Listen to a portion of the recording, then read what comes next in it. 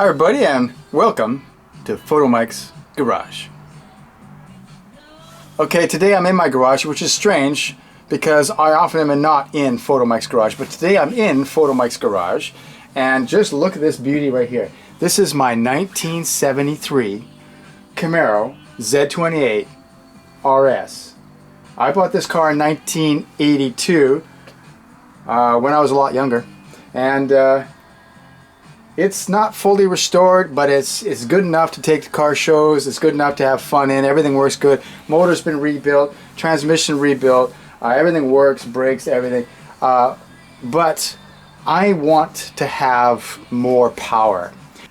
So what I'm going to do today is I'm going to change out the rockers underneath these valve covers right here.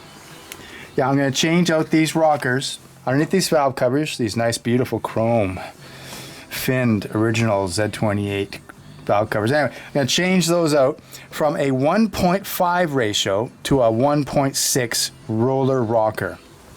So what that's going to do is that without changing your cam, which is a big job in these cars, you're going to change the lift and duration of your cam by putting on a different ratio rocker. So in other words, if your cam has a 1-inch lift at the lobe, with a 1.5 rocker it would have 1.5 inches lift at the valve. But if you put on a 1.6 rocker, it'll have 1.6 inches lift at the valve. Now that may seem like a small difference, but for engines, that increase in lift and a small increase in duration will make actually quite a significant difference. That will take this cam from, I think, about a stock 0.485 lift to around a 0.512 lift, something like that. Anyway, it's going to make a difference. It's going to make the car sound meaner. It should give it more power, and power is always a good thing. Now I'm going to make a video on this. I actually have done this before, but I'm going to make a video on this because this is a very easy way to get more power out of your car. Any car that uses rocker arms, and especially the Chevy V8s, it's very easy to get more power this way. All you do is change out the rockers, and they're easily accessible through this valve cover. The only thing you have to worry about is that in some cases, if you increase the valve lift and or the duration, you might have problems with actually the valve going into the cylinder too far and actually touching the piston. And that would be bad if it did that. Now that would only happen if you're right on the edge of your specifications as it is. Now this engine, there's room for increased lift for sure up to that point, so there is no problem. Another problem that can happen is that the push rods have a very small slot in which to move back and forth. You increase the valve lift and they move just a little bit further in that slot. They could actually touch the heads. So we don't want that. So what people do, to be sure, is they actually grind down the push rod slot in the heads here. And I actually have the tool to do that, and I've done that in the past. So these heads are fine. I'll show you once I get the valve cover off where all that is. So this should be a fairly simple job, and I'm going to get more power, but perhaps more importantly, the car is going to sound a lot meaner, and you'll see what I mean. So not a difficult job, but I still think it requires a monster. So here we go. I need a monster to get myself a little bit of energy to keep going, so here we go.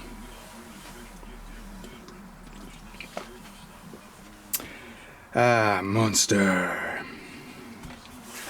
First thing you gotta do is protect this beautiful red paint on this car. So I've got my fender covers here, fender cover there, fender cover there. Now of course these are just soft blankets. I'd like to have real good fender covers, you know, the ones that say Chevrolet or Camaro on it. So if any of you guys want to get me a Christmas present, that's a good idea. So if you feel like doing that, go ahead. Now you want to have a good old-fashioned trouble light hanging up in this convenient location that Chevy provides for this, and that will give you some general light over the whole area. Okay, first step is to remove these bolts here. There's 4 of them on the small block Chevy valve cover, and these are 7/16 bolts, and they come off pretty easy.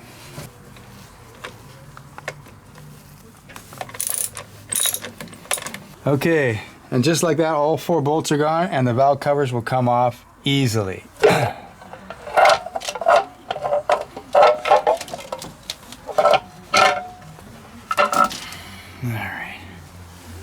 Okay, there's your valve cover gasket in there. Some cases you can reuse that, although it's always a good idea to replace your valve cover gaskets. These valve covers are a work of art. Original from Chevy, 1973. Also used on other years, of course, too. Okay, so these are all the rockers. Now, these are still not stock rockers because these have a roller tip, so they're an upgraded rocker. But these are a 1.52 ratio to be exact. Stock rockers are a 1.5 thereabouts. So these have a roller tip, which actually reduces the friction. So they're a little bit of high performance, but not very much.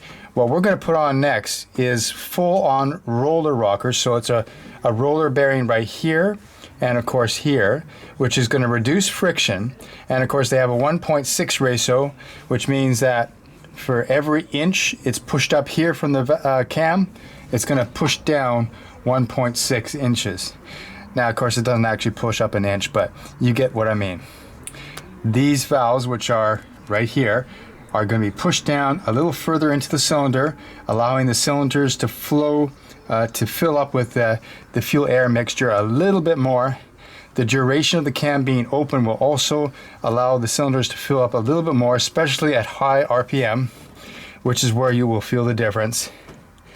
And it's going to make the Camaro sound mean. In here is what's going to go on the car. There we go. These are a beautiful orange roller rocker, 1.6 ratio. I've had these for a number of years. They're in pretty good shape. I'm going to put them on my car. Now, they're really nice looking, but of course no one's going to see them. But when you put them on, they sure look good. As you can see, you got a roller tip and you got a roller bearing. One more thing about these original stock valve covers. They are pretty small, so sometimes you have to use a thicker gasket to actually allow room for the slightly larger roller rockers. Also, on this particular valve cover, there was little projections of metal, little fingers of metal that came out here, here, here, here, here, everywhere. And what they were designed to do was to drip oil on top of the stock rockers. Now, those roller rockers, they don't require that kind of oiling. So you don't need them, and also these things can interfere. These little fingers that came up here, which I can't show you because I've ground them all off, these fingers can interfere with the roller rockers, which again are slightly larger than the original stock rockers. So if you have valve covers like this, you may require, first of all, a thicker gasket for more room. Also, you may need to grind down those little fingers, if that's what your valve cover has, in order to fit the beautiful roller rockers. So before you go any further, it's important to put the car, the engine, into a certain position. It's called the top dead center position. That's where it is actually firing at this point on the number one cylinder. This is the number one cylinder on a Chevy V8. You make sure it's actually in that position, and then if you go to your manual, you'll see that you can adjust your valves when you put on the new roller rockers according to a certain sequence. And we'll look at the book later for that, but it's important to put your car into top dead center position. I'm going to show you how to do that. So now that we have the rocker cover off, you can see the movement of the rockers. This will help tell you when you're in number one position.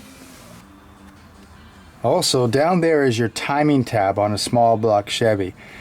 There's certain marks that are on the crankshaft dampener, and when they're in a certain position, against that little marker, the little timing tab, that's also going to tell you when your engine is in top dead center position.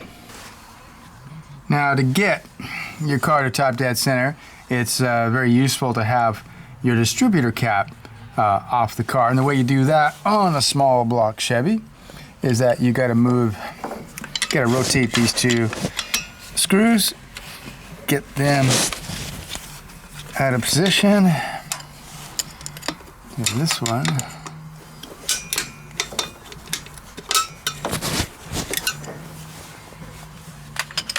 Once you do that, the distributor cap will come right off.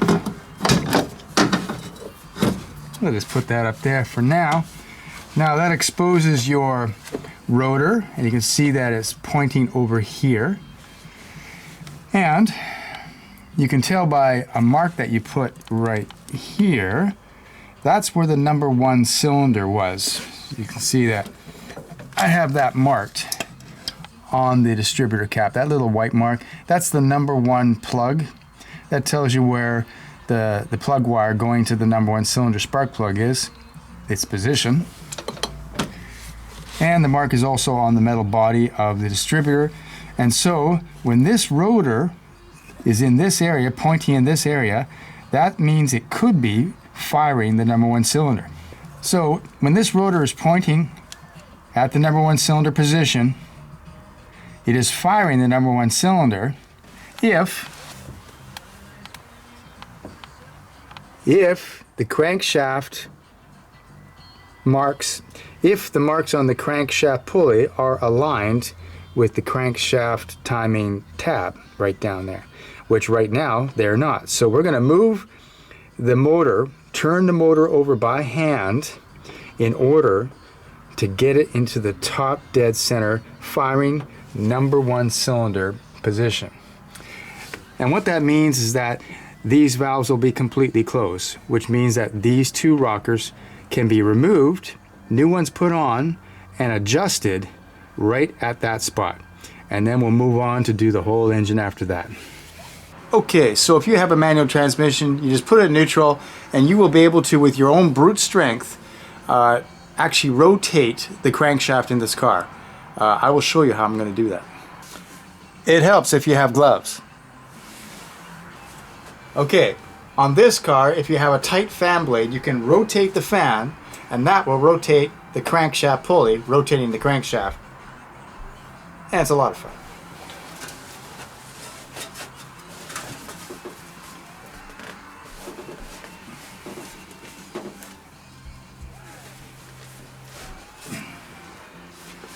Okay, see, it's rotating. I can see the mark showing up. And you just got to keep going until you get it right.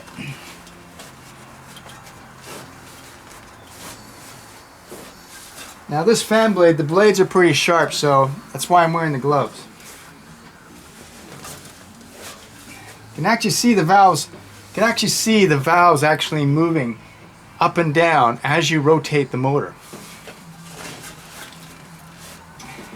Okay, I can see the marks now on the crankshaft pulley, so I might be at top dead center or very close to it. These 2 rockers, the number 1 rockers, they feel pretty loose right now. Let's have a look over here.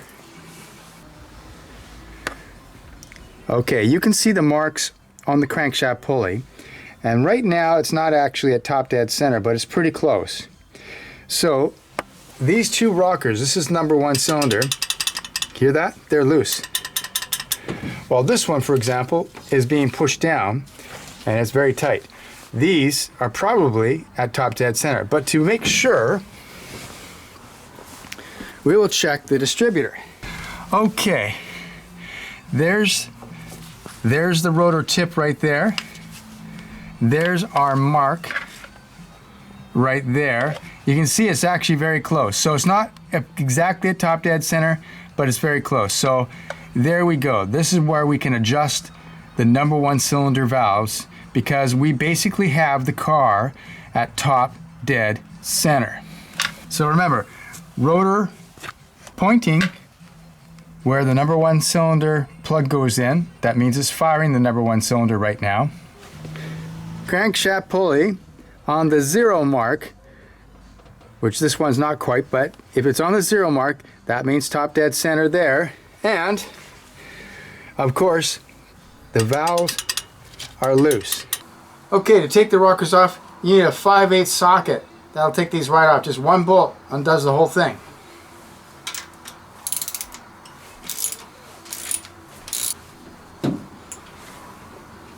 Now the rocker consists of 1 nut,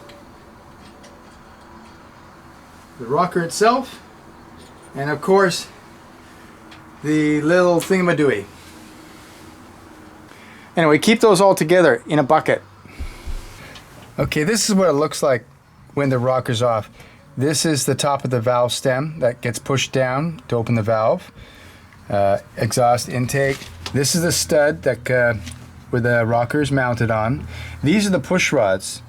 Now they're connected to lifters which go up and down according to the lobes of the cam, which is deep inside the block inside here. You want to keep these in their position. You don't want them to get off of they're right now, they're just on a lifter down there, and they can be removed, but you don't actually want to remove those. You want to keep those in position. Okay, I've taken off a few pieces here. I've taken off the push rod guide plate, that plate that was here, so that you can see that these are the push rod holes. So these are the holes that come through the head where the push rods come. When you have a higher lift rocker arm, it's a good idea to extend these holes downward so that the push rod has more room to move for the higher lift rocker arm. So as you can see here, you have the standard hole, and then a little slot's been cut at the bottom of the hole to make it a little bit larger, a little bit longer in the direction towards the spring here. So that is one thing that you could do. Now, you can only do that with the heads off the car, of course, and you need a special tool, a special drill attachment. That's what this is. This can be had from any good auto parts store, machine shop. It fits into your stock pushrod hole, and then you use a drill to actually just cut a slot against the bottom of your. So this is like a guide. So you can buy this, and that will help you slot your pushrod holes. Now, if you have a manual on the Camaro, you can figure out what valves can be done at what time. Okay, so it says right here, with the engine in the #1 firing position as determined in paragraph 2, which of course we've already gone over, also adjust the exhaust valves of cylinder 3, 4, and 8, and the intake valves of cylinder 2, 5, and 7. After which, of course, we will rotate the crankshaft through another 360 degrees, and then we'll be able to adjust the valves for the exhaust valves for 2, 5, 6, and 7, and the intake valves for 3, 4, 6, and 8. That way you just have to turn it around through 2 complete turns of 360 degrees, and you can do all the valves in the car. The first step is to do these 2 rockers. So what you do is you take this rocker, and you're going to put the flat side of that little trunnion. You can see there's a sort of a rounded side, and then there's the flat side.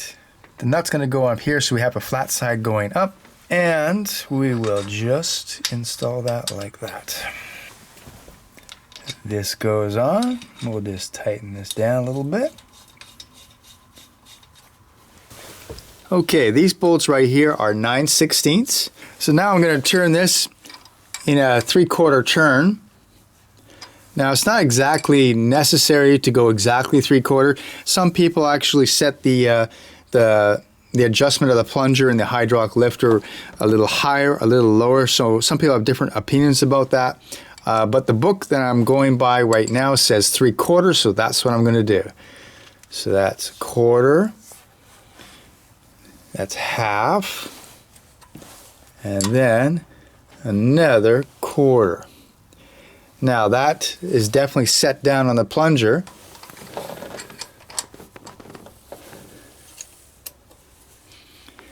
Then we just set the set screw.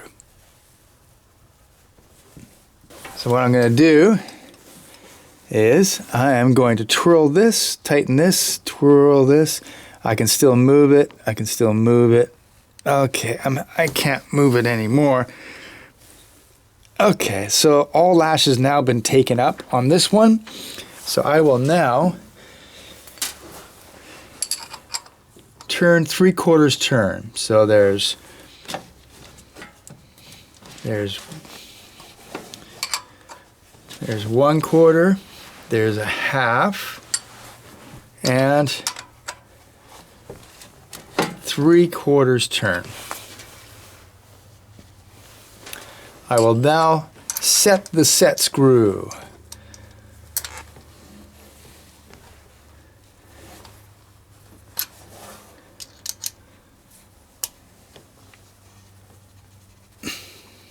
That is now tight. These two valves are done. Now on to the next ones.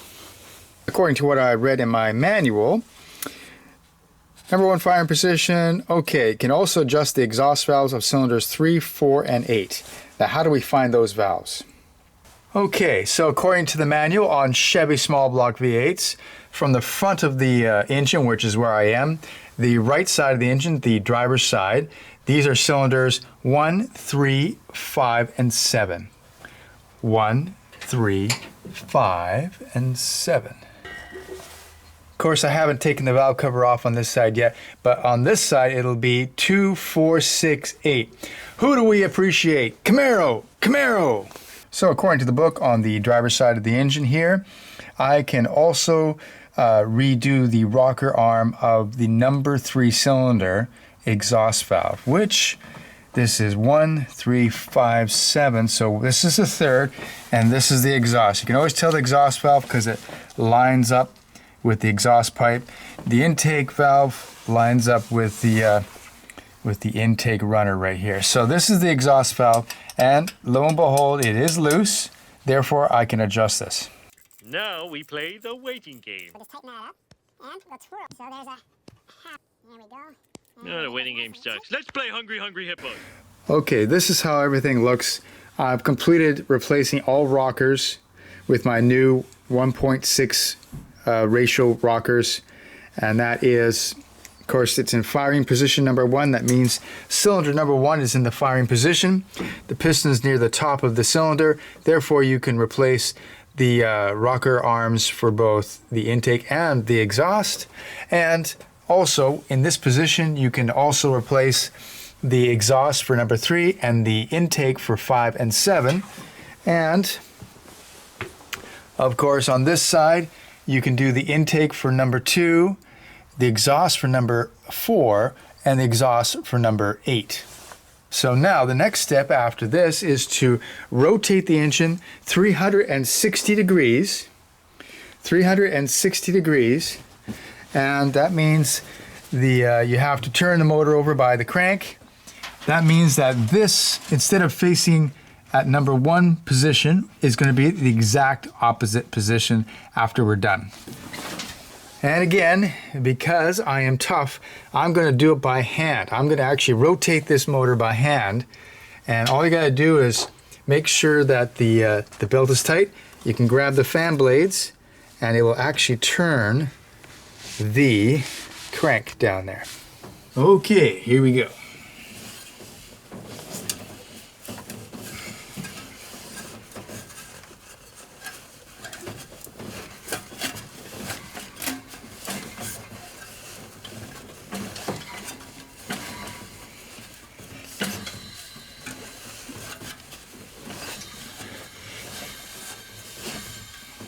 As you can see, I've got the engine back into number 1 firing position. So there you go. You see the 0 right there? And the first line on the dampener, well, that's pretty close to 0, so that's top dead center. The rotor on the servo cap is facing the exact opposite of where it was facing before. That means that we're in firing for this cylinder, but it also means that we can adjust these other cylinders as well. Okay, and there you can see is the finished product. All the roller rockers are now installed, and the lock nuts are installed with a locking Allen bolt in the center. And it looks fantastic. It's just too bad that no one is going to be able to see this. It really looks quite nice. So all I have to do now is put the valve covers back on, tighten everything up, and give it a try, see what happens. Okay, it's time to put the valve covers back on, my beautiful Z28 valve covers. So as a matter of fact, when you have this on, it actually does just touch the top of those lock nuts, and so a good idea is to have thicker gaskets. This can be bought from a performance automotive store where they have rocker cover gaskets that are a little bit thicker than normal. You could also try, if you wanted to, get double gaskets, 2 small gaskets doubled together. That might be enough to raise it up so that it will clear the rocker rollers. And the thing is that you also might need to get longer bolts to fit into the hole. So that's a consideration. You can't just put on roller rockers with these really shorty valve covers. You can have interference problems. Okay, I got my thicker gaskets on and my beautiful valve covers are installed. We're ready to start and hear what this monster sounds like.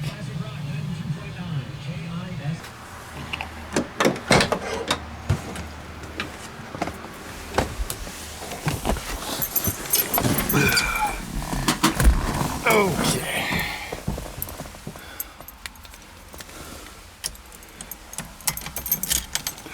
Okay, let's see how this starts. Yes.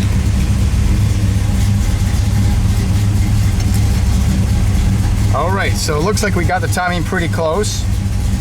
Maybe just a few minor adjustments, but basically the motor is running. And you can hear it. It sounds pretty good, I'd say. Down a little bit.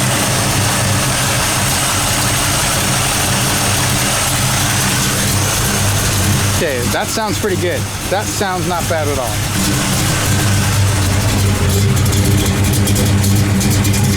You hear that nice little crackle? That's what you like to hear.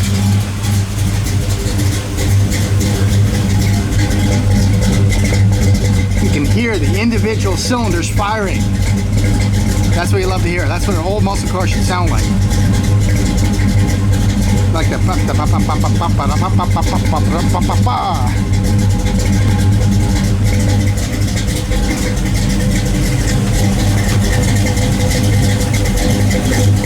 Okay, I'm getting a little gassed out. That's the problem when I have the Camaro all the way back in there. Too much exhaust gas is not good for you. But anyway, it sounds pretty good. Now I've got the new roller rockers with a 1.6 ratio on. I think the car will be maybe a little bit faster, but it's going to sound a lot cooler. As you can tell, it sounds pretty good. Yeah, that sounds pretty good. I can't really breathe back here, but thanks for watching Photomikes Garage. I will see you next time.